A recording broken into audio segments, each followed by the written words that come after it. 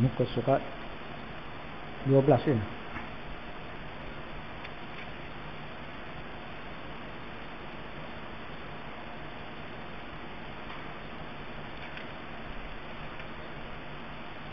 Muka surat 14.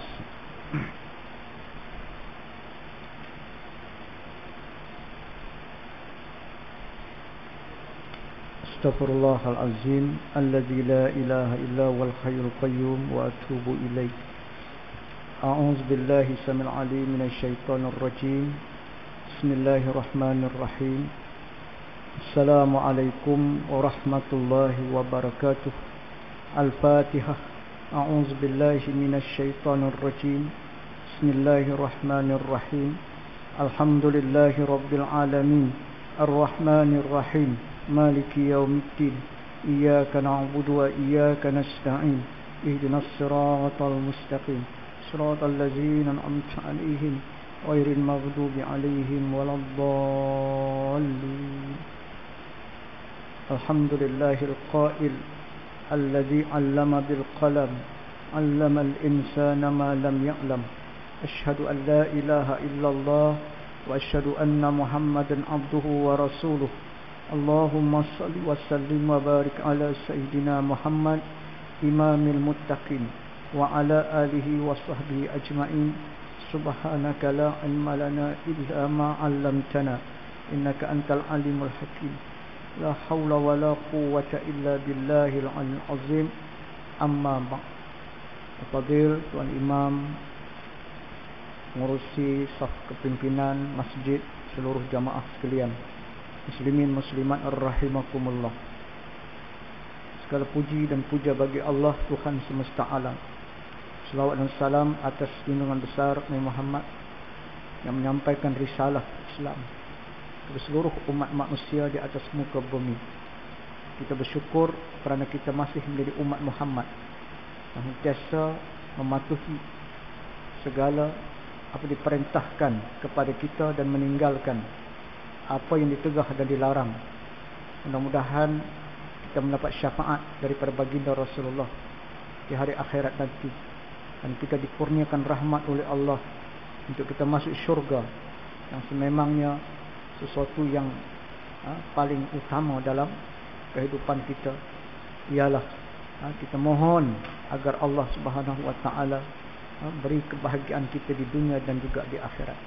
Sebab itu mereka yang beribadat dan takutkan Allah Subhanahu wa taala, maka insya-Allah mereka itu akan dibukakan kepada mereka pintu syurga.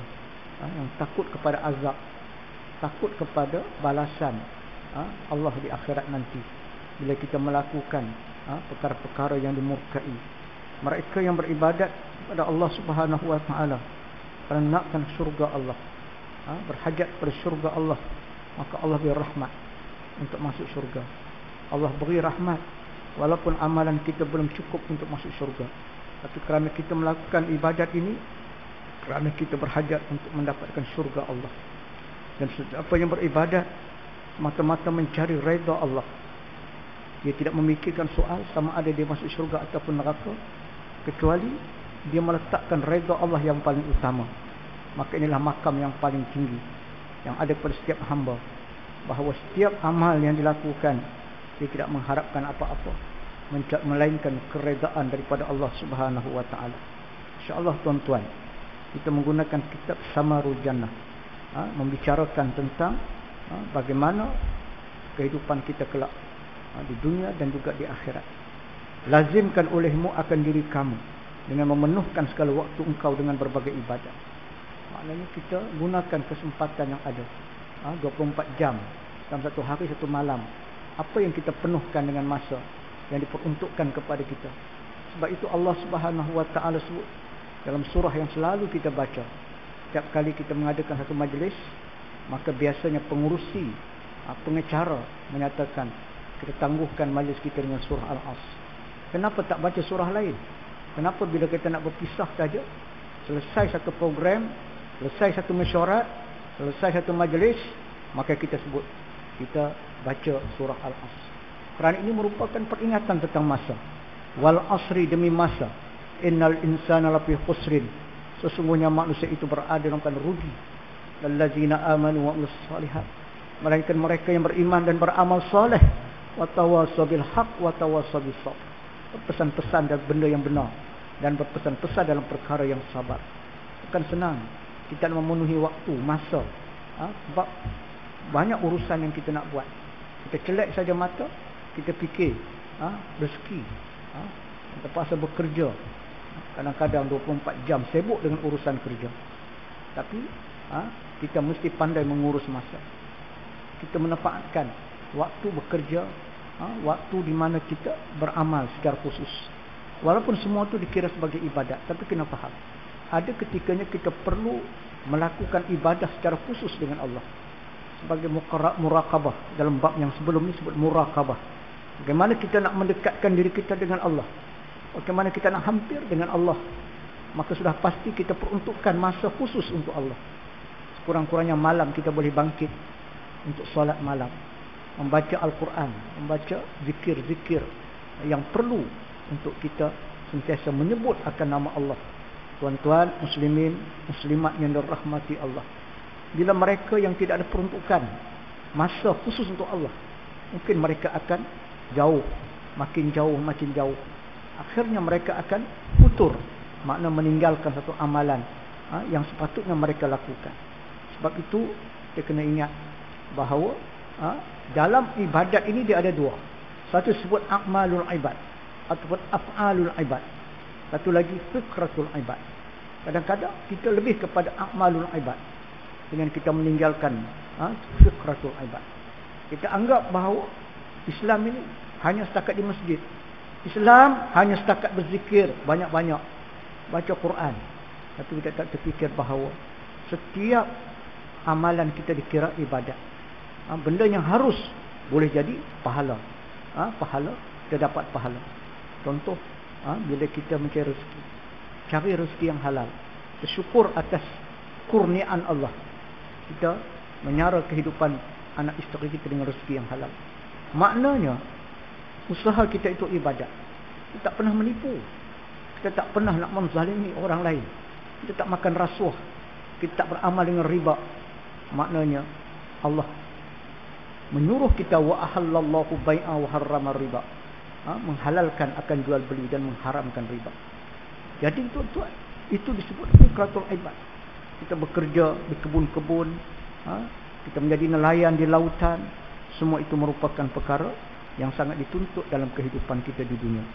Maka kita kena jaga masa yang Allah beri kepada kita dengan berbagai ibadat, sehingga tiada lalu oleh satu waktu daripada malam dan siang. Sebab itu Allah Subhanahu wa taala sebut dalam Quran, ya ayyuhal muzammil qumil laila illa qalila. Wahai orang yang berselimut, bangunlah kamu walaupun sedikit di waktu malam. Walaupun sedikit, tuan-tuan. Mungkin sebelum subuh kita bangkit awal, dalam 4:30 kita bangkit dah. Kita ambil wudu, kemudian lepas tu kita buatlah solat tahajud. Maka kita dapat pahala sepanjang malam beribadat. Itu kelebihan yang Allah beri. Jadi maknanya kita dah ada kesempatan untuk kita memperbanyakkan menyati Allah Subhanahu wa taala. Sebab itu di waktu malam dan di waktu siang, melainkan adalah baginya habuan daripada kebajikan. Maknanya dia akan dapat kebajikan di akhirat. Maka dengan demikian itu nyatalah oleh berkata segala waktu dan hasil faedah umur yang berkekalan. Mana umur kita ni berkat. Bukan soal panjang pendek, tuan-tuan, tapi keberkatan Allah beri. Umur kita ni dimanfaatkan dengan baik, sebaik mungkin. Jangan kita lepaskan umur kita begitu sahaja, kan? Kita semang-semang kosong, kan? Cukuplah masa kita dulu mungkin kita tak faham. Dulu kita bukan jenis orang suka mengaji, jadi kita banyak berbual-bual kosong. Sebab itu orang yang mendapat kemenangan oleh Allah, kemenangan daripada Allah Subhanahu wa taala, ialah mereka yang menjaga solatnya, meninggalkan perkara-perkara yang sia-sia. Qad aflahal mu'minun allazina hum fi salatihim khashi'un wallazina hum 'anil laghwi mu'ridun. Allah sebut dalam Quran, Allah beri kemenangan kepada orang yang mukmin, orang yang beriman, di mana mereka sembahyang khusyuk. Mereka sembahyang dengan khusyuk. Mereka tidak, kita kata, lalai dalam mengerjakan solat. Wallazina hum 'anil lagwi mu'ridun, dan mereka meninggalkan perkara-perkara lara yang sia-sia. Jadi itulah orang yang Allah beri kemenangan di akhirat nanti. Maka disebut dengan demikian itu nyatalah berkata segala waktu dan hasil faedah umur dan berkekalan terhadapnya di atas Allah Ta'ala. Dan saya gila bahawa engkau menjadikan bagi barang yang engkau yang bisa daripada segala yang beradat dari makan dan minum dan berusaha dengan kehidupan akan berapa waktu yang engkau tentukan akan dia. Maknanya saya gila bahawa engkau jadikan bagi barang yang aku bisa daripada segala yang beradat. Makna benda yang menjadi kebiasaan pada kita dalam kehidupan. Kita perlu makan, minum, maka sudah pasti itu merupakan, kita kata, adat bagi kita sebagai manusia. Kita bukan malaikat, tuan-tuan. Malaikat dia tidak ada nafsu. Itu malaikat ni dia tak boleh jadi khalifah. Kalau dia khalifah statik, jumud, dunia ni tak akan ada perkembangan. Sebab dia tak ada nafsu. Tapi kita lihat bila manusia ini Allah jadikan khalifah, maka berlakulah, kita kata, perubahan-perubahan. Dulu manusia dalam keadaan hidup mereka tidak ada teknologi-teknologi yang canggih. Tapi sekarang ni, tuan-tuan, kita hidup dengan teknologi. Mungkin nanti mereka menggunakan robot, tidak lagi menggunakan tenaga manusia di kilang-kilang perindustrian. Jadi ini merupakan suatu tamadun, kerana manusia ini memiliki nafsu. Jadi Allah jadikan kita sebagai khalifah, maka kita mengimarahkan dunia, tetapi mengikut acuan yang telah Allah tetapkan. Andai kata kita imarahkan dunia ini tidak mengikut acuan, maka kita akan dipersoalkan kelak di hari akhirat. Jadi makan, minum, apa yang kita buat itu, kita gunakanlah mengikut peraturannya. Kita makan benda yang halal, dan benda yang baik-baik. Kulu min thayyibati ma razaqnakum. Makanlah benda yang baik-baik sebagai rezeki. Dan ketahuilah olehmu bahawasanya tiada berkekalan seperti amal daripada amal, seperti aurat. Amalan-amalan, kita kata wirid lah yang jadi warid. Warid itu maknanya amalan daripada zikir, itu diterjemahkan dalam bentuk amalan. Aurat-aurat, kita ambil amalan-amalan zikir para ulama-ulama. Oleh kelakuan, yakni sifat kepujian, dan tidak baik serta lalai oleh pekerjaan. Jangan jadikan kita dilalaikan oleh pekerjaan. Pekerjaan kita, sehingga kan kita meninggalkan amalan-amalan yang sepatutnya kita lakukan. Lama ni tak datang ni masjid ni, pasal apa ni? Sibuk, banyak urusan, banyak pekerjaan, ini bisnes lagi ni, buka cawangan sana, cawangan, banyaklah. Jadi menyebabkan dia jadi lalai disebabkan pekerjaan, pekerjaan dunia dia. Maka susah nak cari orang yang kaya tetapi ada sifat tawaduk. Orang yang kaya tapi masih ada kesempatan untuk melakukan amal. Sebab itu kalau kita lihat, ada orang yang sanggup meninggalkan segala kemewahan dan kekayaan. Musim haji dia pergi ke Mekah, 6 bulan dia duduk kat Mekah, menjadi tukang cuci, cleaner. Kita bayangkan, orang nak bagi sedekah kat dia, dia tak mahu. Bagi duit tak nak. Saya pergi bagi, kita pun rasa dia ni cleaner, tapi rupanya jutawan. Bila keluar dalam satu majalah, kita tengok muka yang sama, duduk mop lantai. Rupanya dia adalah merupakan manager kepada kita kata hotel-hotel di India, tuan-tuan. Di India dia ada hotel, rangkaian-rangkaian hotel-hotel dia. Kemudian 6 bulan dia akan duduk di India, 6 bulan lagi dia akan berkhidmat ketika musim haji. Saya tak tahu sama hidup ke tak hidup lah, hidup ataupun meninggal, wallahu a'lam. Dia juga kita tengok pengurus bank Al-Rajhi. Dia macam orang biasa. Tak nampak pun dia ni seorang yang kita kata hidup dia mewah, kereta dia besar. Jadi itulah kita kata orang yang zuhud walaupun diberikan kekayaan dan kemewahan. Nak cari orang yang hebat seperti ini memang susah, tuan-tuan. Ini kaya sikit dia belagak dah tuan-tuan. Kaya sikit dia belagak dah. Kita dulu kawan dengan dia kan, daripada sekolah rendah sampai sekolah menengah. Tapi kerana dia ni orang yang cerdik, otak dia bergeliga, dia dapat rezeki, berniaga dan sebagainya. Pakai kereta pun tu dia Alphard. Kita tak mampu nak pakai Alphard, setakat makan lepat boleh lah kan. Tapi tak mampu. Tapi kita dapat lihat perubahan pada diri dia. Dia jadi orang yang sombong kan. Dia tak pandang dah orang di bawah-bawah. Dia pandang kawan-kawan dia semua datuk-datuk, Datuk Seri dan sebagainya. Kadang-kadang Allah pesan pada kita, ahbib habibaka khaunan. Nabi pesan dalam hadis. Hadis Nabi sallallahu alaihi wasallam. Ahbib habibaka khaunan ma asa'iyakuna baridaka yawman ma wa abghid baridaka khaunan ma asa'iyakuna habibaka yawman ma. Apa maksud dia tuan-tuan? Nabi pesan, kamu kasihlah kepada seseorang itu seadanya sahaja.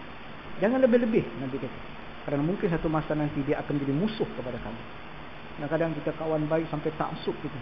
Kita kata inilah member Hamcin special punya. Sampai tu masa rupa-rupanya jadi musuh tuan-tuan. Sebab itu berkawanlah seadanya. Wa abghid baghidaka haunan ma asa'iyakuna habibaka yawman ma. Kamu musuhlah kepada seorang itu sebagai musuh kamu. Tapi jangan lebih-lebih. Jangan, walaupun ini musuh, tapi kita jangan letakkan melampau. Kerana mungkin satu masa nanti dia akan menjadi sahabat kamu. Mungkin satu masa nanti dia akan menolong kamu. Jadi tuan-tuan, itulah yang diajar oleh Nabi SAW. Maka sebab itu dalam kehidupan manusia kita tak boleh meletakkan sesuatu melainkan kita cuma berhati-hati. Allah Subhanahu wa taala yang Maha mengetahui. Maka semua manusia ini adalah mad'u kita. Bukan musuh semuanya. Tapi adalah mad'u yang kita kena sampaikan. Mungkin kerana cahaya belum masuk ke dalam hati dia, maka dia jahil, maka dia tak faham, maka dia tidak tahu tentang dosa dan pahala. Tapi apabila kita dapat menyerap masuk dalam kalbu, dalam hati, mungkin dia sedar bahawa selama ini dia berada pada jalan yang salah, selama ini dia tak betul, selama ini dia silap. Maka insya-Allah itu tugas kita. Kita menyampaikan saja, menyampaikan, menyeru, kita mengajak, kan, insya-Allah tuan-tuan. Yang kita putus asa, masjid dah cantik dah, kapet pun dah tebal dah apa semua, tapi jemaah tak ramai juga datang. Rasa macam peras kan. Orang bagi sumbangan banyak lah, tapi kenapa ramai? Jangan persoalkan. Mana yang ada, alhamdulillah. Kita bersyukur kepada Allah kerana kita telah menjalankan usaha kita. Berserahlah kepada Allah. Kita tidak ada kemampuan. Kemampuan kita terbatas, hanya setakat itu sahaja. Tapi kita tak pernah rasa putus asa. Tetap berjalan. Terus kita melaksanakan tugas dan tanggungjawab kita. Sehingga Allah jemput kita. Allah panggil kita nanti dalam keadaan kita rasa tenang. Ya Allah, aku dah menjalankan tugas dan tanggungjawab untuk menolong agama Allah. Setakat ni yang aku mampu, ya Allah. Allah tak akan persoalkan lagi. Jadi inilah kita kena bergantung ataupun mengadu kepada Allah Subhanahu wa taala jika ada apa juga masalah yang kita hadapi. Fa in tanaza'tum fi syai'in farudhu ila Allah wa Rasul. Allah sebut dalam Quran. Timbul apa masalah yang mengganggu kita, maka kita serahkan kepada Allah dan Rasul. Jadi tuan-tuan, berkatalah hujjatul Islam. Siapa dia hujjatul Islam? Imam Al-Ghazali. Imam Al-Ghazali. Jadi tuan-tuan, bila setiap satu kurun itu akan lahirlah seorang mujaddid. Tajdid makna dia memperbaharui balik urusan agama. Sebab selepas daripada Rasulullah wafat itu, pada ketika itu salah. Salah ni masih lagi kita mengikut apa yang ada pada Rasulullah SAW, kerana ada yang sahabat-sahabat, para tabi'in.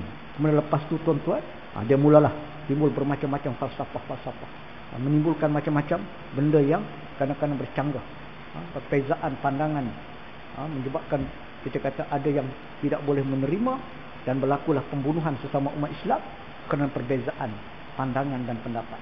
Maka Allah munculkan tajdid, reformasi. Dalam istilah kita kata reformasi, tajdid, memperbarui balik kepahaman Islam. Maka Imam Al-Ghazali ni adalah merupakan tajdid, mujaddid. Sebab itu disebut hujjatul Islam. Dia memperbetulkan balik pandangan-pandangan yang tidak betul. Menyatukan balik para alim ulama.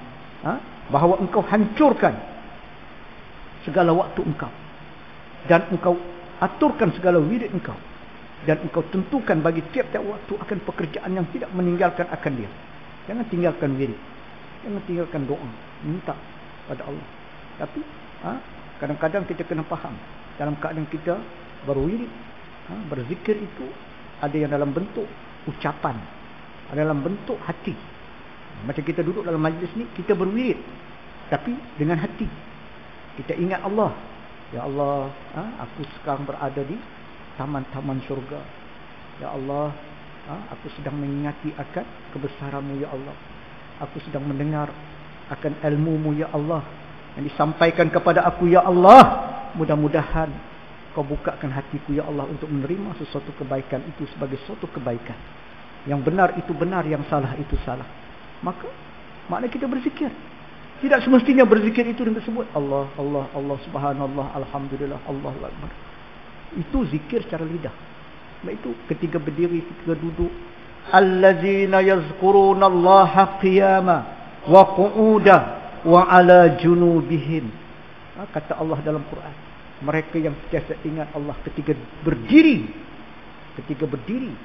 wa qu'uda, ketika duduk, wa ala junubihim, ketika mana mereka berbaring, wa yatafakkaruna fi khalqis samawati wal ard, mereka sentiasa memikirkan akan kebesaran Allah Subhanahu wa taala. Sebab itu kata Jamaluddin Ar-Rum, seorang ahli falsafah, yang mana ungkapan katanya cukup indah. Apa dia kata? Kun kasyam fi lutfika wa rahmah, wa kun kal layl fi satri khududin nas, kun kal ma'i fil kiram, kun kat mayit fil ghadab, kun kat turab fi tawaddu, kun kama anta azhar kama anta. Apa maksud dia? Kata Jamaluddin Ar-Rum, dia kata kun kasyam fi lutfika wa rahmah. Jadilah kamu persis matahari yang menyinar dengan kelembutan dan orang mengambil manfaat. Bayangkan dengan ada sinar matahari itu, dia menerangi kegelapan.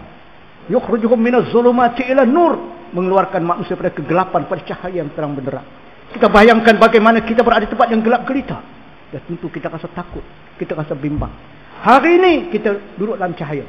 Ni lampu punya banyak tuan-tuan. Cuba kalau kita duduk seorang, lampu pun tak ada, gelap gelita. Dah tentu macam-macam terfikir. Dah tentu kita rasa, apa benda ni gelap sangat ni. Tak tahu nak buat apa tuan-tuan. Sila-sila khayal. Khayal seorang tuan-tuan. Kita bayangkan sampai masa nanti, ketika mana jasad kita akan dimasukkan dalam liang lahat, yang pada ketika itu kita berada seorang diri. Kegelapan sudah mula mencengkam akan kehidupan kita. Kita kata, kenapa gelap ni? Duk rabah muka. Ada kapal ni. Ada, aku ni mati ke? Mimpi ke? Mimpi ni, mimpi. Duk pegang, ada kapal ni. Aku mati ni. Patutlah gelap, tuan-tuan. Saat kita akan menghadapi keadaan yang seperti itu. Tapi bagaimana Nabi kata? Terangilah kubur kamu dengan cahaya. Bagaimana nak terangkan kubur? Al-ilmu kan nur. Ilmu menjadi cahaya. Cari ilmu, tuntut ilmu, pelajari ilmu, maka ilmu memberi manfaat. Cari ilmu yang boleh memberi manfaat untuk kehidupan kita di akhirat. Jangan jemu-jemu untuk kita menuntut ilmu. Maka insya-Allah ilmu menjadi cahaya yang akan menerangi kubur kita. Sebab itu kata Ar-Rum, jadikan seperti matahari yang lembut, bersinar, memberi cahaya kepada seluruh umat manusia. Kun kal-lail fi satri khududin nas. Jadilah kamu seperti kegelapan malam. Malam yang gelap yang menutupi segala kelemahan. Jangan kita buka aib kita. Jangan kita cerita aib orang lain. Mana kita menutupi, saling menutupi. Kata Jamaluddin Ar-Rum, kun kal-lail fi satri khududin nas. Jadilah malam yang gelap menutupi segala kelemahan. Sebab bila kita umat Islam saling mendedahkan kelemahan, musuh akan tepuk tangan. Dia kata, ini dia orang Islam. Dia berkelahi sesama dia. Orang Islam berpecah sesama dia. Maka ada ruang dan peluang untuk menghancurkan Islam, untuk melemahkan terus umat Islam, untuk memadamkan cahaya Islam. Kun kalma fil kiram. Jadilah kamu air yang mengalir. Mana seruan kita seperti mana air yang mengalir. Walaupun dihalang, disekat, maka ia akan terus mengalir. Kita lihat air daripada bukit, tuan-tuan. Kita nak sekat air ni. Bolehkah kita sekat air, tuan-tuan? Ambil, kita kata kayu, letak, dia akan naik ke atas. Kita buat benteng kukuh, dia akan pecahkan sebelah tepi. Air akan terus mengalir. Dakwah tak boleh disekat, tuan-tuan. Seruan Allah ni akan sampai di mana sahaja, walaupun orang nak sekat macam-macam. Kita alhamdulillah, setakat ini ada ruang. Kita gunakan masjid, rumah Allah, sampaikan ilmu. Mungkin satu masa nanti masjid tak boleh guna lah. Tak boleh nak sampaikan kuliah-kuliah ilmu kerana ketika itu mungkin manusia dalam keadaan hidup mereka terlampau seronok dengan kehidupan dunia. Ada tempat-tempat, tuan-tuan. Saya pernah berkhidmat di Lahad Datu. Tak ada pengajian, tuan-tuan. Masjid hanya setakat sembahyang saja. Tapi kita lihat betapa jahilnya umat manusia, umat Islam. Saya sampai, saya tengok ada seorang, dia masuk kedai, tuan-tuan. Syayanun Alif. Dia masuk kedai tu, dia makan. Orang bagi tahu kat saya, dia kata, ustaz tu orang Islam, ustaz. Dia makan benda tu. Bakso. Dia kata, iyalah, kenapa pula? Tu ustaz, dia makan babi, ustaz. Saya kata, biar betul, bukan Islam kot. Tu saya tanya. Kita pergi. Bagi salam, Assalamualaikum, Waalaikumsalam. Dia kata, makan apa tu? Bakso. Tu daging apa tu? Daging babi. Oh, dia cakap betul. Daging babi. Wih, dia kata, orang Islam tak boleh makan babi. Haram. Tak boleh makan babi. Dia terdiam. Dia tengok muka kita kan. Nak meyakinkan dia, kita kena baca ayat Quran kat dia. Supaya dia tahu ini ayat Al-Quran. Hurrimat alaikum al-maitatu wad-damun walahmul khinzir. Diharamkan atas kamu maitah, bangkai dan darah serta daging babi. Dia kata haram. Saya kata, saya ustaz, saya mengajar dekat sini, jadi saya kena nasihatlah. Jadi pak cik tak payah makan dah benda ni. Dah lepas-lepas dah. Kita bertaubat. Dia ni orang bisnes, tuan-tuan. Ahli perniagaan. Saya dengar cerita dia pergi umrah. Mungkin dia bertaubat tu dekat Mekah. Pergi umrah. Dia kata, saya nak tahu. Tak ada orang bagi tahu pada saya benda ni haram. Saya kata, kenapa makan? Enak. Dia kata, bukan kira enak tak enak. Dia kata sedap tak sedap, tapi haram. Jadi tuan-tuan, dengar cerita dia balik daripada buat umrah. Orang kata, ustaz, dia masuk lagi ustaz. Uish, dia kata, lain macam dia ni kan. Kita dah nasihat hari itu. Dia kata, okey, dia dah tak akan makan lagi dah. Jadi kita tengok dia masih lagi masuk kedai tu. Kita tengok tu. Ni. Kita Assalamualaikum. Dia tengok, oh ustaz dah. Dia kata, masih jadi hari tu dia ni tak makan dah. Tak sudah ustaz, tak sudah. Kan berdosa tu, haram. Oh, saya kata, faham pula haram ni, pasal apa nak makan? Ini kuahnya saja, dia kata. Tak letihkah kita, tuan-tuan? Nak terang, pasal apa? Pasal masjid tak buat. Kuliah-kuliah ilmu tak mau buat. Pasal nanti kalau buat jadi macam dulu, habis duit lah, nanti orang jadi berpecah lah, begitu. Fikir benda negatif.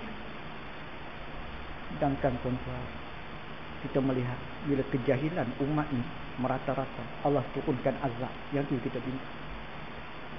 Aksaru juhala, banyaknya orang-orang jahil yang mana mereka bercakap, orang akan tertarik dengan apa yang mereka perkatakan. Ini yang dinyatakan oleh Allah. Wa minan nasi man yu'jibuka qawluhu fil hayatid dunya. Di antara manusia ada yang kamu rasa terpesona dan kagum dengan mereka bercakap saja, kamu rasa, oh kita udah ni hebat.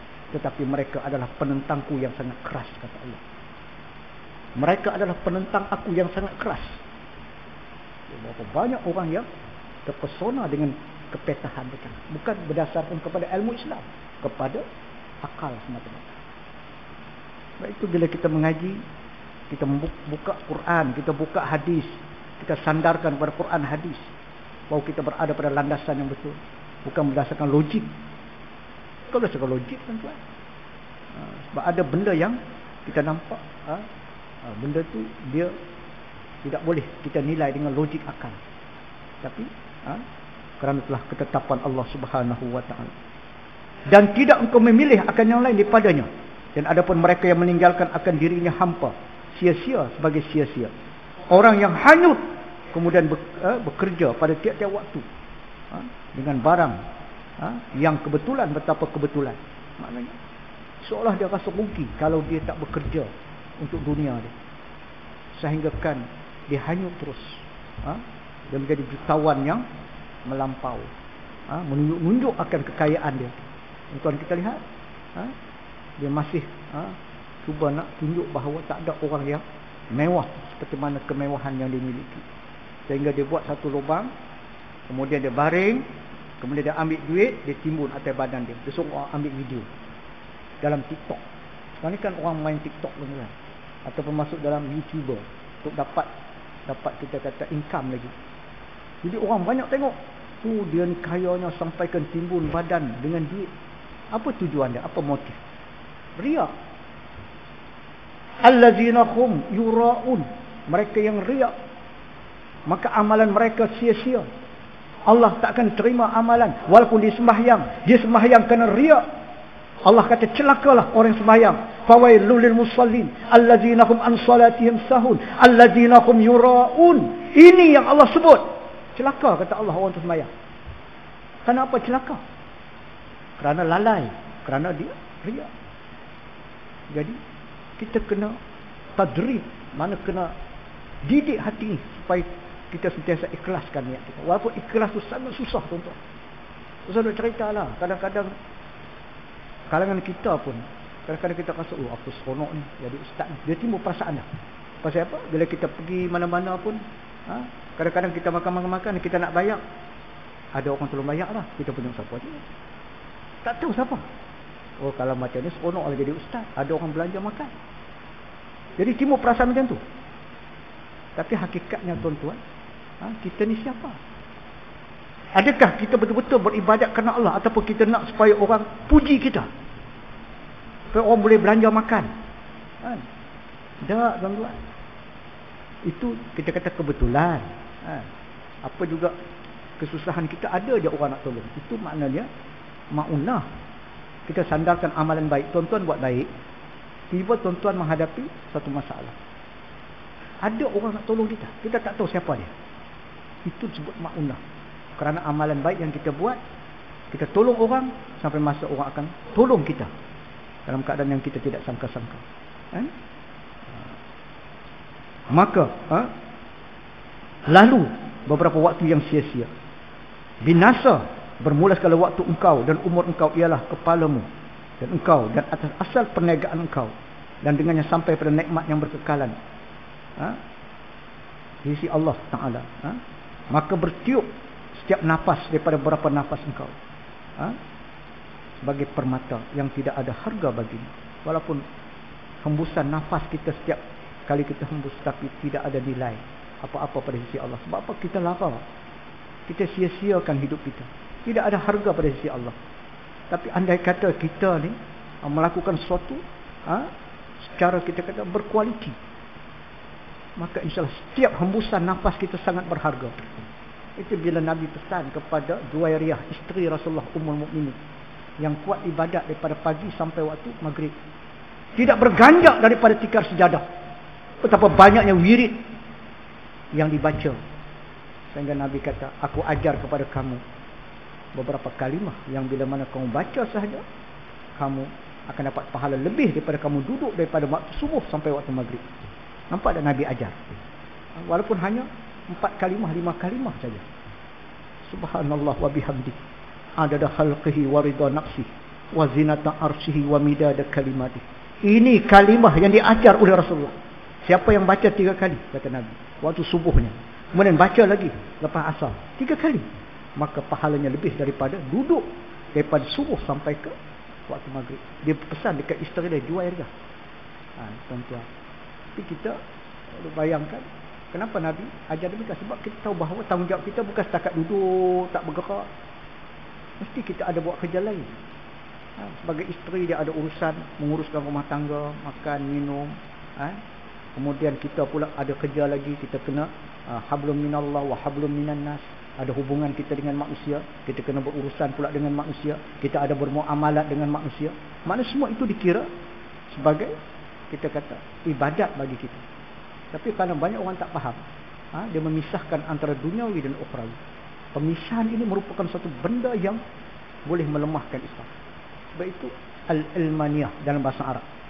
Ilmaniyah ni nampak ibadat ini hanya setakat kita kata berwirid-wirid, berzikir, bersuluk, maknanya beruzlah, mengasingkan diri Naik atas gunung Jerai tu. Betapa dekat situ seorang. Jadi boleh tak? Boleh lah tuan-tuan. Tapi jangan sampai kita tinggalkan semua urusan kehidupan kita di dunia. Untuk keperluan hidup di dunia ni buat sementara waktu tuan-tuan. Kan? Ada yang abaikan isteri dan anak-anak. Kerana apa? Kerana dia nak beribadat. Dia ibadat. Pergi sana, pergi sini tuan-tuan. Sampai anak isteri itu terpaksa mengemis.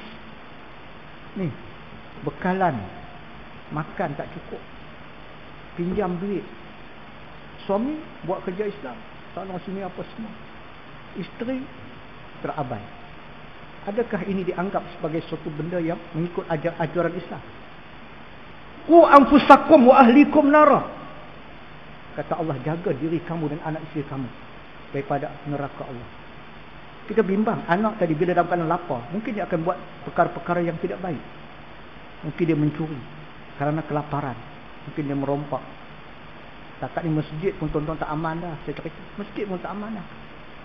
Masjid ni kata aku tutup malam. Nak semayang kat luar ya.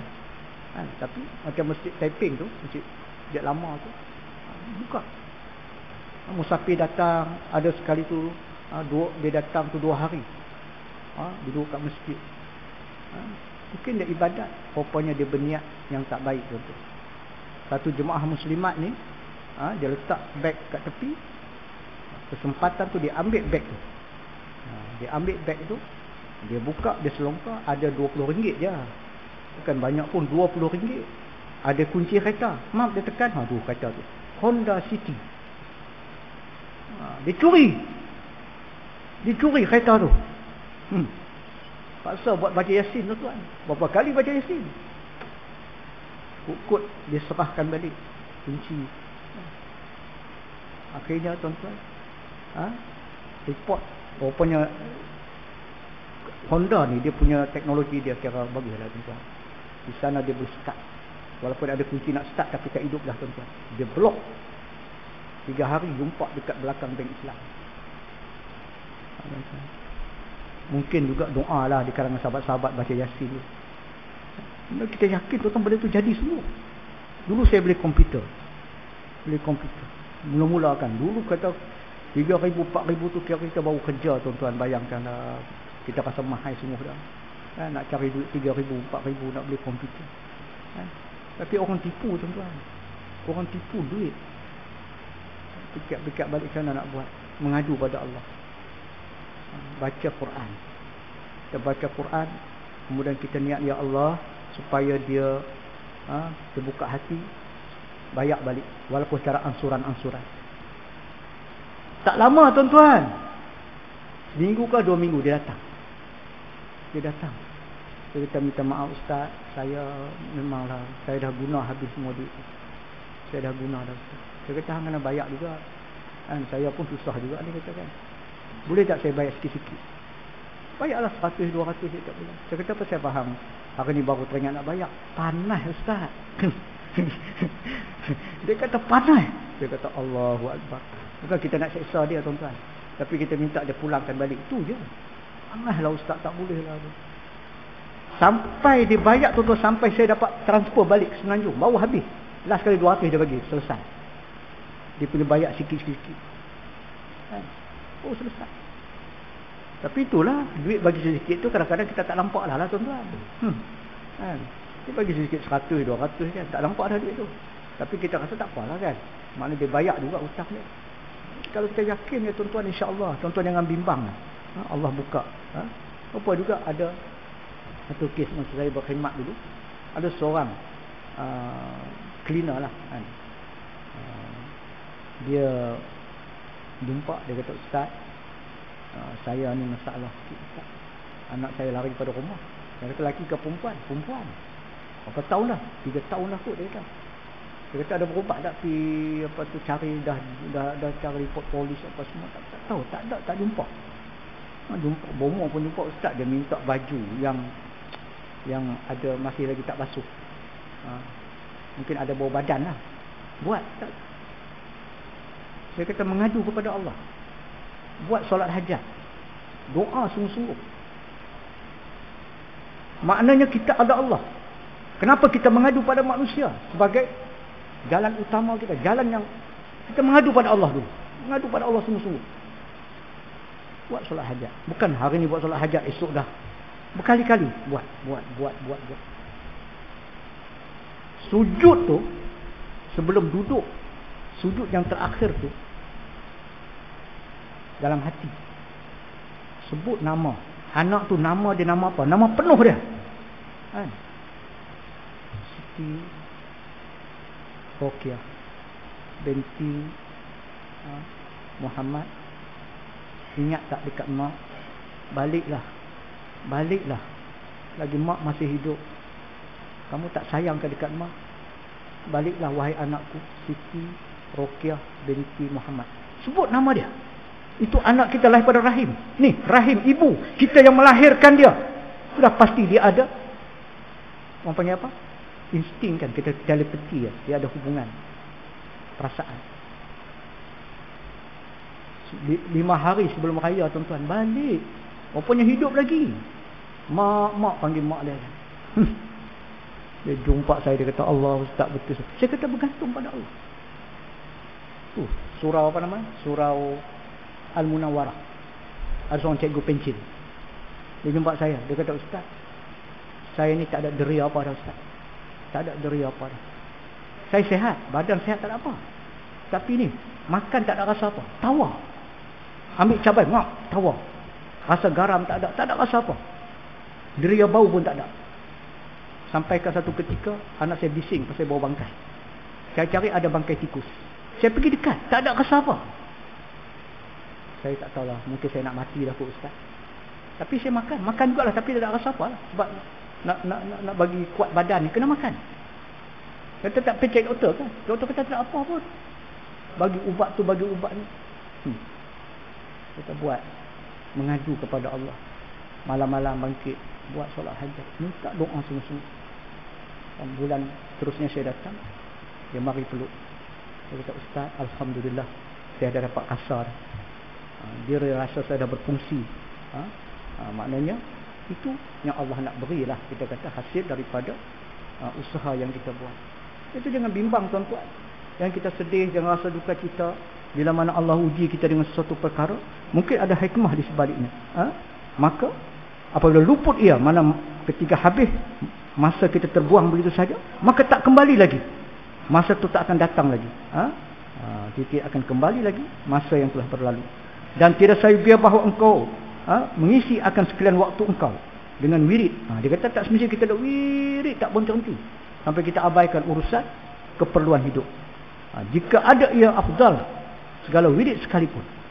Walaupun kita rasa wirid ni sangat penting bagi kita, tak boleh tinggal.